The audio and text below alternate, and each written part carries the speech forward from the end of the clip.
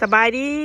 สวัสดีจ้าพ่อแม่พี่น้องมื้อนี้น้องตายพาน้องแก้วมากินตำเนาะก่อนน้องแก้วสิกลับไปประเทศไทยอีกครั้งพี่น้องน้องแก้วมากินตำทะเลบ่นี่พี่น้องพาเอาตี้จานหอกมาทันมะพี่น้องน้องแก้วพ่อแม่สิเข็มเสียมื้อน้องแก้วคอยกระยะมันเบิดได้น้องแก้วสิกลับไปไทยอีกมื้อไหร่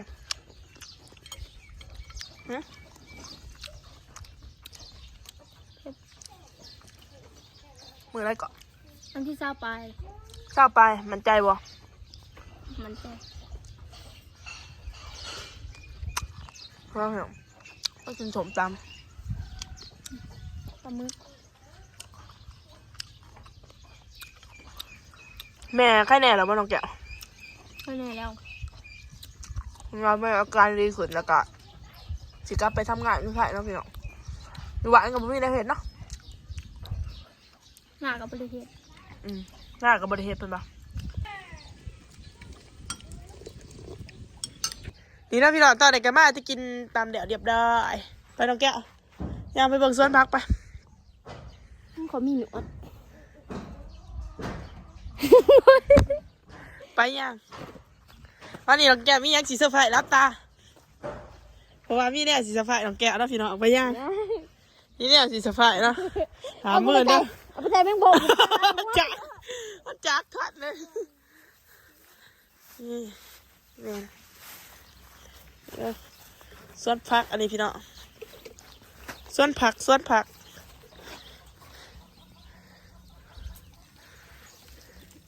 แม่จะเอาบักพืชบักเต่าบ่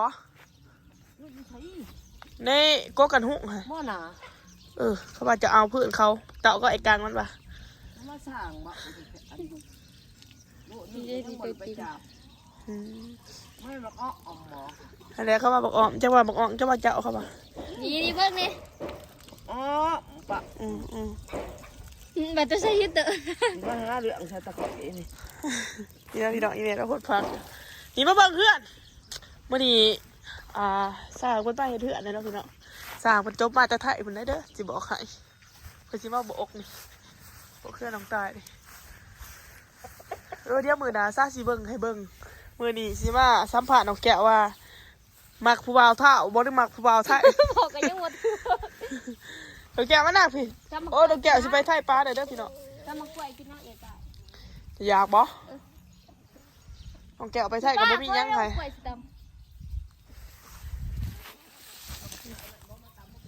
น้องแก้วมากล้วยเปลือกว่างน้องแก้วเอาเงียบบาทนึงสองสามตัวนะ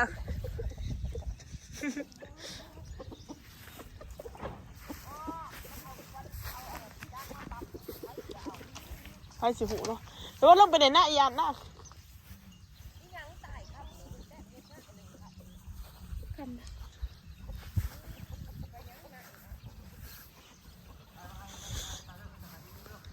พี่น้องเป็ดบรรยากาศว่าพี่ลองแก้วสิสัมผัสจ้ะมานั่งอยู่พี่มานั่งพี่มือได้เกาะสิไปนะนี่นะอันนี้เป็นตะยานอันนี้บอกอันนี้เลยนะนี่พี่น้องน่ากลัวเดี๋ยวอีพอครับรถไปแล้วไปครับรถอีพอไปตอนนี้อีพอนั่งครับรถมาแต่เอาเขาน้องพี่น้องหัวใหญ่ร้ายครับรถมาแต่เอาเขาไปขึ้นครับรถนะไปสต็อปนี่เนาะโอ้รถไทยก็มาพี่น้องอีพอไปนักแก้วจัดการให้นักแก้วครับไปนักแก้วครับ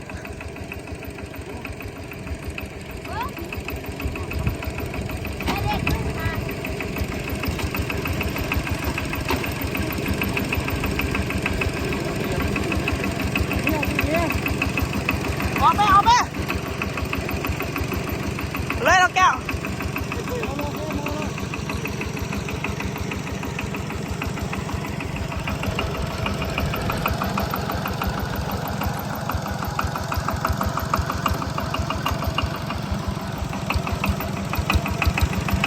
แดวมาแต่สีเขาแล้วพี่น้อง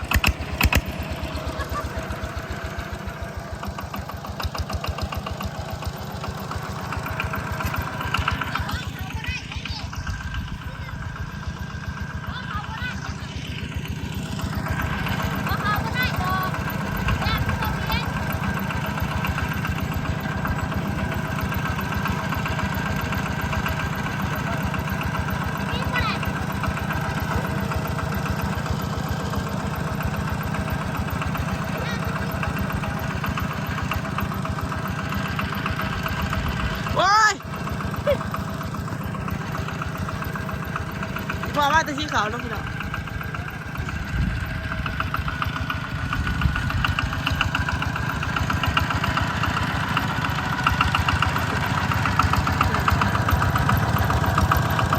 รถไฟกับบ่มีทางเนาะ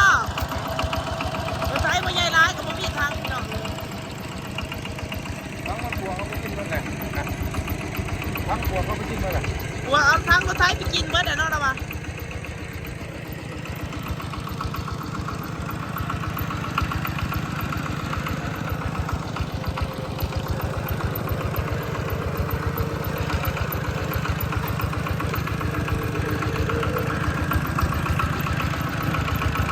ชีวิตประจำวัน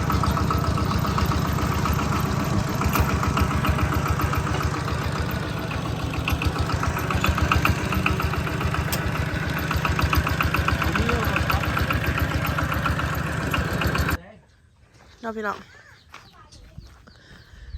ตอนนี้กามารีวิวบรรยากาศนั่นแถวตรงหน้าโอ้ยพี่น้องเอ้ยส่วนนี้บิวกะจักเป็นจังได้อืดอาดเงินคำกับบ่ขึ้นบ่เกินเถาะละย่านบริเฮ็ดคลิปต่ออยู่วัน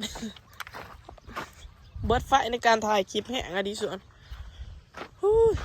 ถ่ายคลิปกับบ่เห็นเงินเห็นคำนี่ก็เมื่อยนะข่อยเถาะแล้วเพื่อนแห้งสิเฮ็ด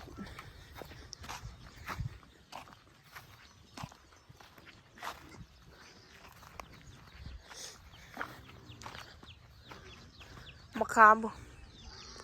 เต็มกอกอยู่นี่แหละอาชีพสิหาเงินสิปอกมะขามขาย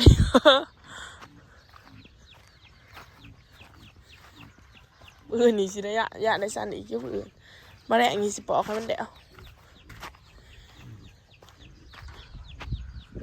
มะขาม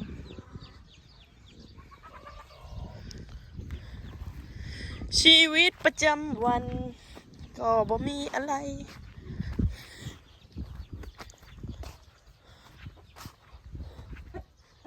ขอไก่กันเนาะ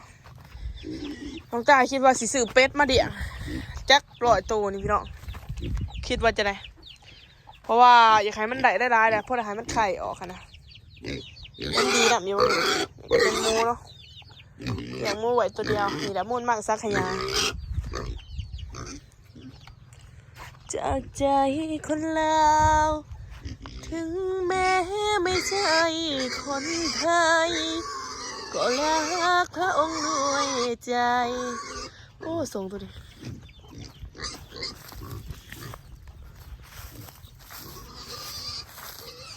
ลมรั้วกับบ้องไอ้บ้องมันพาฉันมีเรา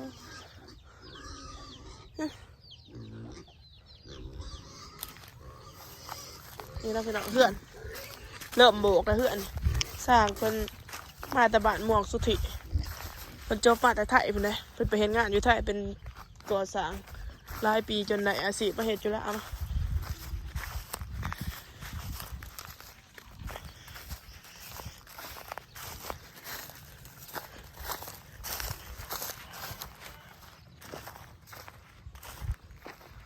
เดี๋ยวพี่น้องเริ่มก่อแล้ว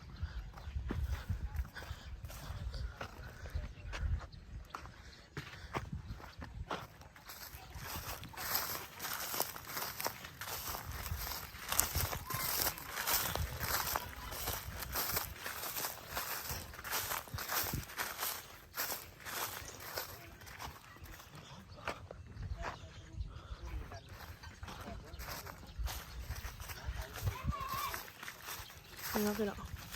เริ่มก่อเริ่มแก่แล้วเนอะนี่ก็สิเป็นเทียนตัวอยู่ปัจจุบันเนาะอยู่พอได้สด นี่ก็จะเป็นเพื่อนอนาคตในอนาคตแล้วจ้าเดี๋ยวลองจ่ายสิไปหาเห็ดกินเห็ดยาก่อนบันนี้พี่น้องเลยนั่งพักเมื่อแล้ววันนี้น่ะไปเมื่อน้ามึงหาหอยอยู่บ้านน่ะตอนนี้อีเมก็ละอิสปลูกพักแล้วพี่น้อง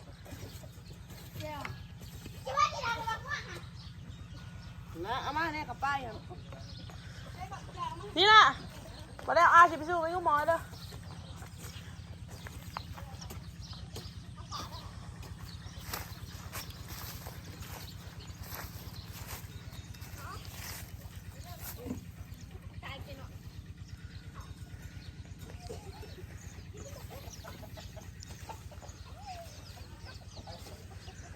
โอเคพี่น้องสำหรับคลิปนี้ก็จิจบเพียงสมีเด้อพอกันใหม่คลิปหน้าฝากกดไลค์กดแชร์กดติดตามเพื่อเป็นกำลังใจให้น้องตายเด้อจ้าขอบใจขอบคุณที่เขามารับส้มได้เขามาคอมเมนต์เด้อฝากซัพพอร์ตด้วยการเบิ่งโฆษณาเด้อพี่น้องพอกันใหม่คลิปหน้าจ้าบ๊ายบาย